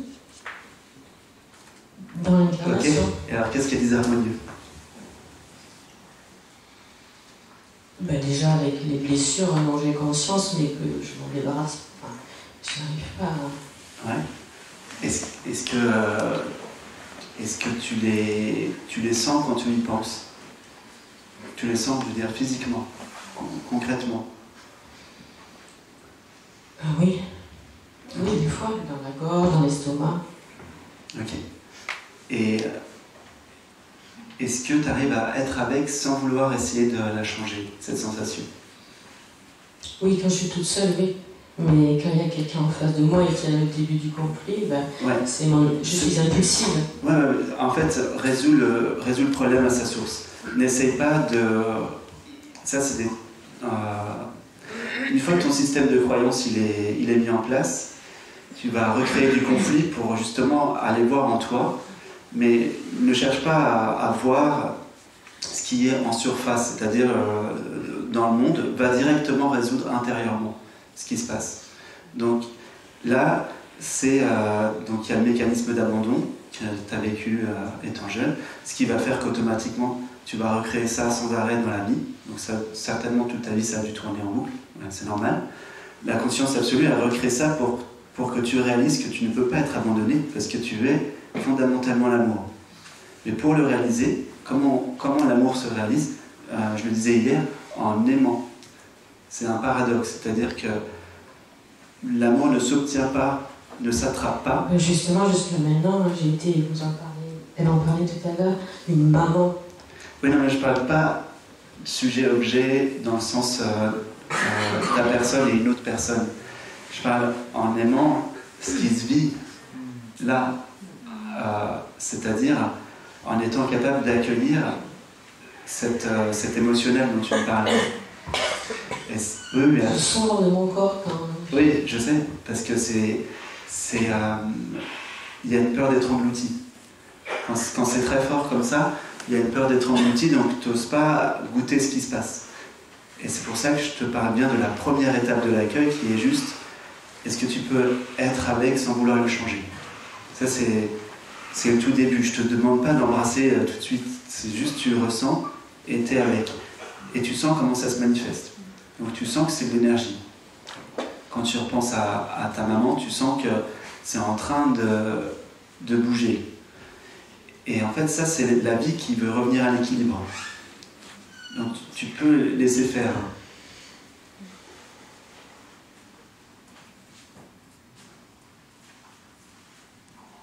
Et puis, peut-être qu'à un moment donné, tu vas commencer à voir que tu peux ressentir ça sans ajouter aucune histoire par-dessus. J'aurais voulu que ça soit autrement, etc., etc.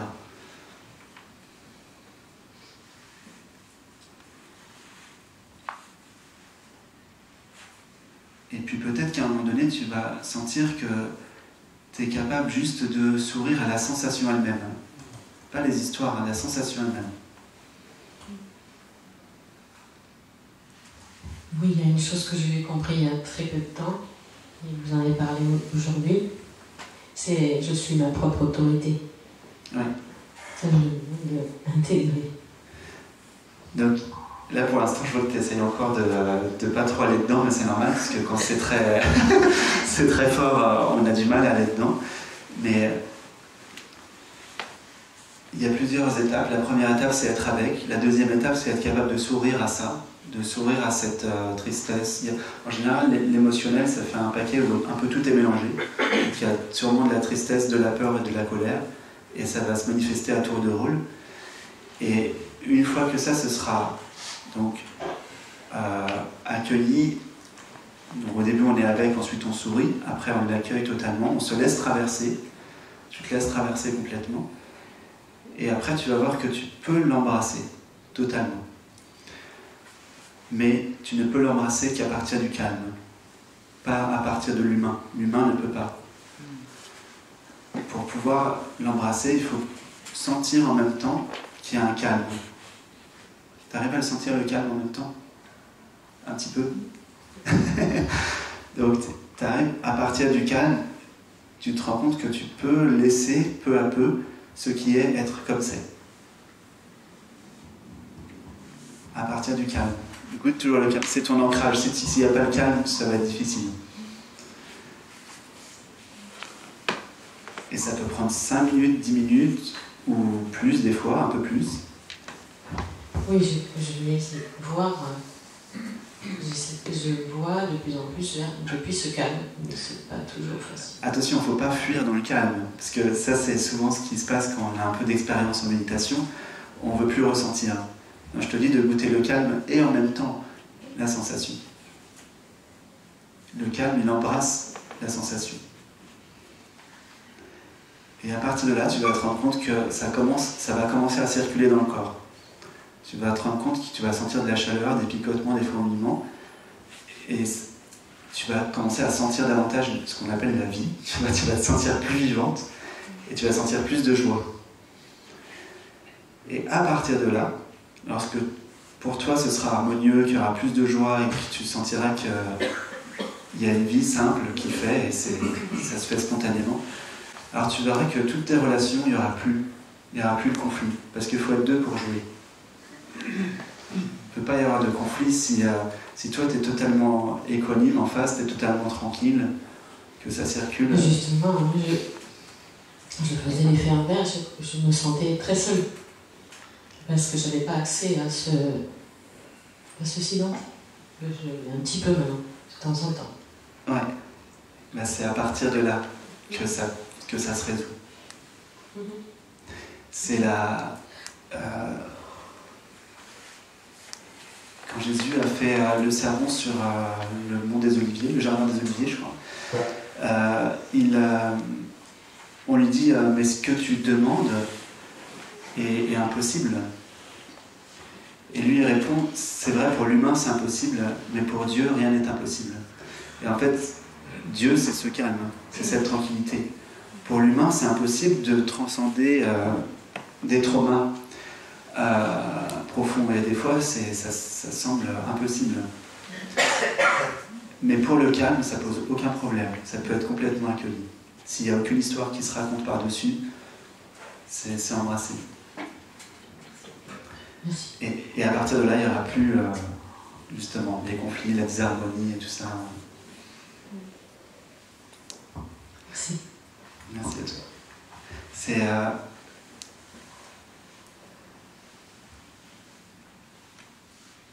il y a différents degrés de profondeur dans la rencontre.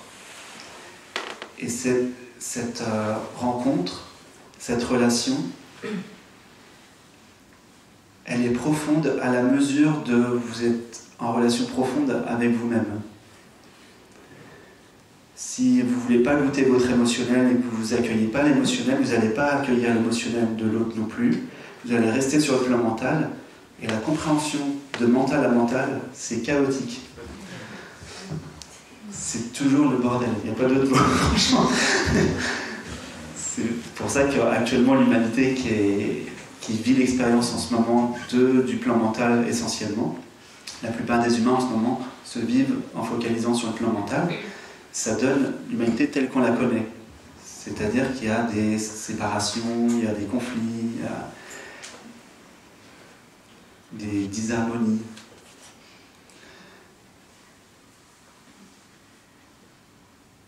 Mais c'est en train de changer. Donc ça commence à aller plus en profondeur maintenant. L'humanité commence à comprendre que le plan mental, c'est pas la fin, c'est pas là qu'il y a une complétude.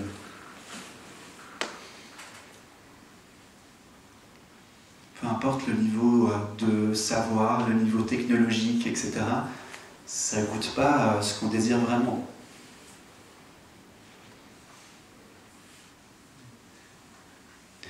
Et quand on est complètement OK avec son émotionnel, qu'on peut l'embrasser totalement, de soi à soi, et ben de soi à l'autre, qui est aussi soi en fait, de soi à l'autre, on peut aussi embrasser l'émotionnel de l'autre, il n'y a aucun problème. On est capable de l'accueillir totalement aussi.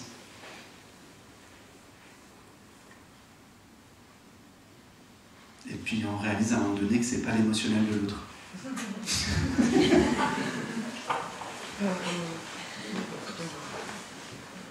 Il n'y a pas d'autre, il y a juste la vie qui revient à l'équilibre.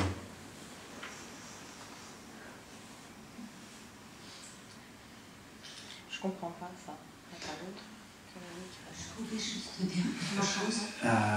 Attends, juste une seconde, vas-y. Parce que, en fait, je ne voulais pas m'en parler, mais le micro est venu dans ma main, donc j'en ai pas pour lui. Ma question, je voulais poser, en fait, elle s'est complètement transformée, parce que c'est plus une question, Bon, ma question, c'était trouver ma place, et en fait, c'est pas du tout ça. Je viens de me rendre compte que c'est laisser la place. Ouais. Et voilà, c'est tout comme nouvelle. Je vous remercie. C'est ça, c'est laisser la place à l'intérieur de moi pour que tout puisse se vivre. Voilà. Merci beaucoup. Et tu disais que tu ne comprenais pas le fait qu'il n'y ait pas d'autre. Tu venais juste de dire, mais j'ai oublié, c'est déjà parti. Ah, t'as oublié. C'est déjà parti. C'était ça ta question. J'ai bugué. La vie revient à l'équilibre. Il n'y a pas d'autre, c'est la vie qui revient à l'équilibre. C'est ça. Ouais. C'est ça.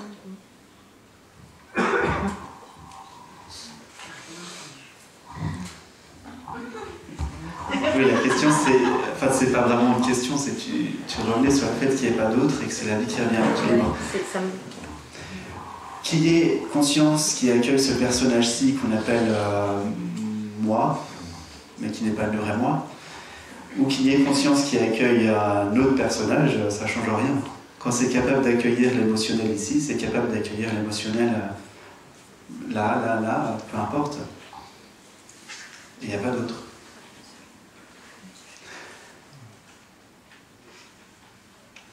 Si tu n'accueilles pas chez l'autre, ça veut dire que tu n'accueilles pas chez toi alors? Ah oui, c'est clair. Exactement ça. Ça, c'est clair. C'est juste ton miroir. Ouais. C'est pour ça que, comme par hasard, quand il y a un truc avec lequel tu as vachement mal et que ça grince à fond, comme par hasard, tu vas toujours tomber sur des gens qui vont te ramener ça, quoi, te resservir le même truc. Mais moi, c'est marrant parce que je vis ça dans une expérience, mais j'arrive pas à voir ce que j'arrive pas à accueillir chez moi en fait. Je vois bien ce qui m'énerve chez l'autre. Et ça m'énerve de m'énerver. Ça m'énerve de voir que je m'énerve encore, que je réagis. Mais j'arrive pas à voir ce qui me déconne chez moi. Donc déjà, ça m'énerve de voir que tu t'énerves encore, ça veut dire qu'en fait, il y a une idée de la perfection. Ouais. Voilà, donc c'est ça. Ce qui t'énerve chez l'autre, c'est qu'il n'est pas parfait. Ouais. Ouais, mais franchement, pourquoi il n'est pas parfait, quoi?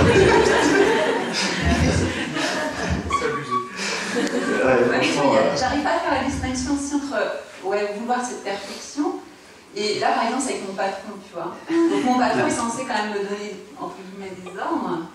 Bon, souvent je lui dis non d'ailleurs. Je trouve que ces ordres sont débiles. Ouais. Et j'ai raison parfois de alors c'est parce que comme t'es parfaite, non, c'est pas le fait que je sois parfaite, c'est le fait que, tu vois, je suis dans une boîte qui la société elle coule, il va me dire par exemple, qu'est-ce que je fais comme chiffre dans le budget? Je sais pas, tu vas quand même mettre ce que tu veux, je sais pas, ou, tu vois, il me pose des questions absurdes, c'est pas à lui de me demander ça déjà, je trouve, c'est à lui de, enfin, tu vois, il y a toute cette histoire de c'est mon patron, moi je suis en dessous, enfin entre guillemets, et ces décisions ne sont pas bonnes, on peut dire ça parfois. Tu vois, c'est pas de la perfection ou je ne sais quoi, c'est, je sais pas, t'as pas d'argent sur ton compte, tu vas pas faire un chèque de 30 000 €, quoi. Donc lui va le faire. Ou il va me dire fais-le, moi je vais dire non, je le fais pas.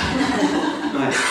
Et tu vois, moi j'arrive pas à faire cette différence entre accepter l'autre tel qu'il est, mais en même temps refuser ce qu'il me demande, quoi. Enfin, c'est clair ou pas? Ouais. En fait, toi tu joues ton rôle et lui il joue son rôle. Et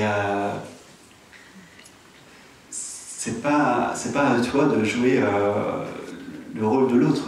Non. T'as rien demandé en plus. Il t'a demandé d'être que tu sois là. Ben en fait, parfois il me demande des choses et après par derrière il m'écrase en fait. Par exemple, il me demande mon avis sur des trucs et donc je lui donne parce que j'ai un avis aussi et il me le demande. Et puis après, dans une réunion, il va sortir un truc dégueulasse du style, la dernière fois c'était on ne demande pas à la caissière de Auchan de définir la stratégie de Auchan. Ah, les profs, tu vois, c'est vachement dégueulasse. Et c'est dur. Ben, c'est vrai. Mais il m'a demandé mon avis. Mais en même temps, c'est vrai. En fait, ce que je veux dire par là, c'est que c'est important que tu... Ça, c'est même écrit dans les textes. Hein. C'est-à-dire que tu dois jouer ton rôle du mieux que tu peux, c'est-à-dire avec le cœur. Mais mieux vaut jouer imparfaitement, justement, son rôle, que de vouloir jouer le rôle parfaitement d'un autre. En d'autres termes, occupe-toi de tes oignons, c'est ce que... et lui aussi d'ailleurs, il a pas... Chacun joue son rôle et tu vois que là ça va être beaucoup plus tranquille. Il n'y aura pas de doute. Et juste par rapport à la perfection, l'idée de la perfection est un gros obstacle sur le chemin.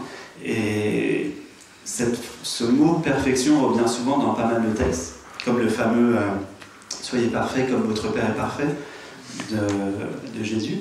Et en fait, la perfection ne peut être comprise mentalement. C'est pas une idée.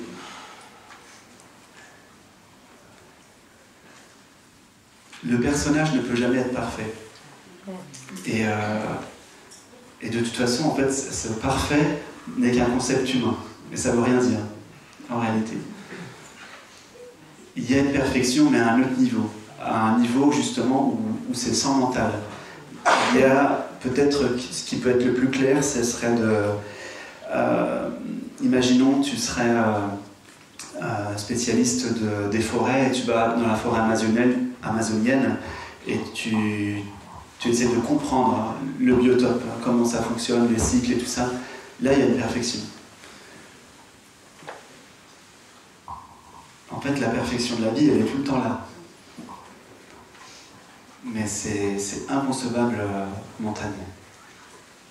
Souvent sur le chemin, par exemple, au bout d'un cheminement, par exemple, quand il y a réalisation, si tu as encore un intérêt à regarder le passé, en général pas beaucoup, mais si tu as encore un intérêt à regarder le passé, tu vas te rendre compte que tout était parfait. Tout était absolument parfait. C'est rassurant. Ouais. En fait, on ne peut jamais se tromper. Il n'y a pas d'imperfection possible sur le chemin. C'est pas possible. Toutes les expériences que tu fais, même celles que tu jugerais imparfaites, sont exactement, parfaitement placées.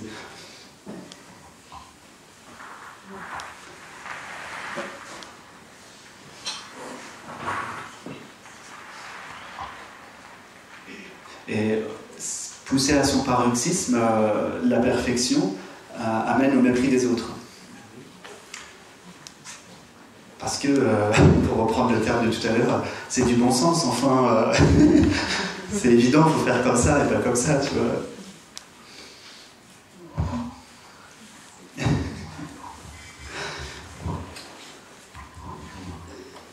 On a déjà un petit peu dépassé, on va prendre une dernière question. Oui. Quand une personne a réalisé sa nature, sa vraie nature, il n'y a plus de jugement, ni sur les choses, ni sur les gens. Non. Plus de jugement. Mais on peut voir quand même, mais il n'y a pas de jugement. On peut voir. Oui, on voit là, je te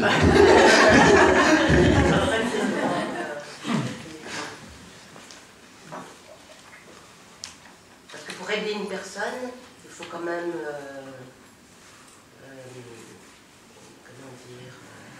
analyser peut-être la situation. Alors, il y a un discernement à faire entre le jugement et le constat. Ouais. C'est pas exactement la même chose, donc on constate très bien les choses, mais il n'y a pas de jugement. Il n'y a pas la condamnation, par exemple.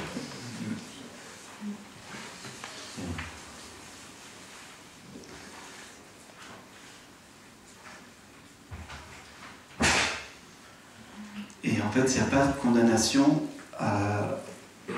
uniquement à partir du moment où tu comprends. Tu comprends ce qui amène la personne à agir comme ça. Il y a une compréhension. Donc tu ne peux pas juger puisque tu vois la mécanique. Pourquoi la personne en arrive là. C'est juste un comportement, c'est le fruit de mécanismes. Tu vois une autre mécanique que la mécanique analytique du style c'est parce que son père, sa mère, enfin c'est autre chose que ça. Ça peut aussi avoir un rapport avec c'est parce que son père et sa mère, hein, mais il peut y avoir d'autres choses aussi. Ouais. Mais globalement, c'est très très simple. Hein. Quand je dis l'humain est basique, vraiment c'est très basique. Au niveau des neurosciences, maintenant on le sait, l'humain il est câblé pour l'imitation, donc globalement c'est assez simple. Hein. On a une tendance quand même à imiter et à s'identifier beaucoup à son contexte. Quoi. Donc, une fois qu'il y a du détachement par rapport à ça, une fois que tout ça, ça tombe, tu te rends compte que c'est libre. Mais parce que moi, je vois bien la mécanique. Bon, on fait 10 ans de psychanalyse plus, mais j'ai encore pas, par exemple par rapport à ma mère et sa façon de se comporter avec moi, mais j'ai encore pas pardonné complètement. J'ai de la compassion, j'ai de la pitié, des fois j'ai plein de trucs encore. Ouais. J'ai pas encore pardonné, pourtant je sais pourquoi j'en ai là, mais j'ai encore pas cet élan d'amour. Ouais. Parce que le pardon, c'est avec le cœur, c'est pas avec la tête. Voilà, c'est pour ça que je te dis, c'est une autre connaissance. Ouais. Effectivement. C'est un autre truc. Ouais, ça passe par le goût de être. Être avec une majuscule. Ouais.